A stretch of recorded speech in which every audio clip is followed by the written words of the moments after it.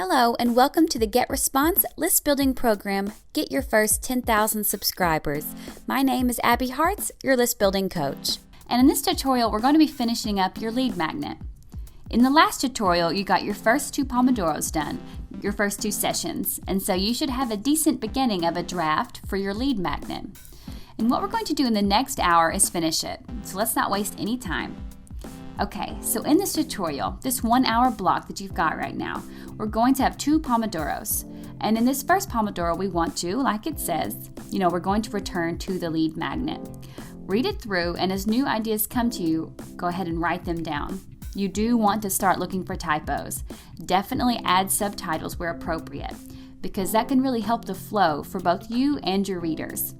You'll also want to trim your paragraphs down to 5 lines or less. That just makes it easier to read and makes it look more digestible. And we've talked about that before as well. And then again, use bullet points where you can. Lists are good. Don't hesitate to use lists. People love them. And so then in your second Pomodoro, you're going to basically want to make it pretty. This means using a type size that's easy to read. That can be using at least 11-point type. 12-point is good as well. Don't put it in any kind of funky or weird looking typeface. Something simple and classic is fine. And you can either use a serif or sans serif typeface, if you remember what that means. And like it says, make the margins wide enough for people to add notes. And here's an important part, to add images to illustrate your ideas. Now, image can take a long time to find, and so I don't want you to get too hung up on finding images. But these 5 places are free. They've got a lot of images. They've all got about 1 million images each. So you should be able to find a decent looking image in hopefully 10 minutes or less here. The next thing to do is in the footer area. You want to add your website, name, and email address.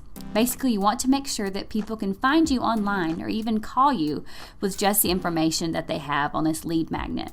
And that's because, as I mentioned in an earlier tutorial, it's quite possible that your lead magnet will get handed off to someone who signed up for your list, and maybe they'll give it to a friend who would want to sign up or get in touch with you.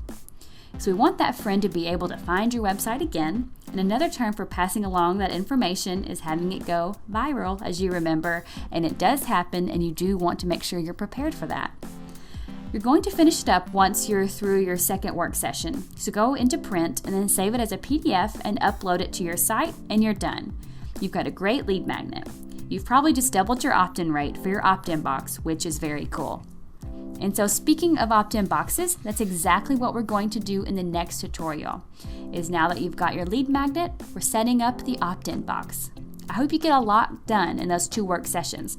I'm sure you will. And remember, as always, it does not have to be perfect. It just has to get done. What they really want is helpful, useful information. So we're just going to ignore the people who delight in finding typos, okay? Just get it done and we'll move on to the next thing.